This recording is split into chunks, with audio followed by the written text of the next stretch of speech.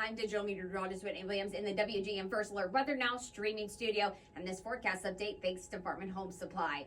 As we head into the night, our nighttime lows for most of us will fall into the single digits again. You can see here at 3 a.m. a temperature of 9 in Quincy. By the time we hit about 7, 8 o'clock, temperatures will start to get into the low teens, but as the clouds clear and we get a little wind in from the south, temperatures will get warmer. Some of us for the northern tier, upper 20s, the rest of the tri-states in the low 30s, but that's still a little bit below normal for this time of year. Then late into the night and in early Friday morning, we may get in on a little snow.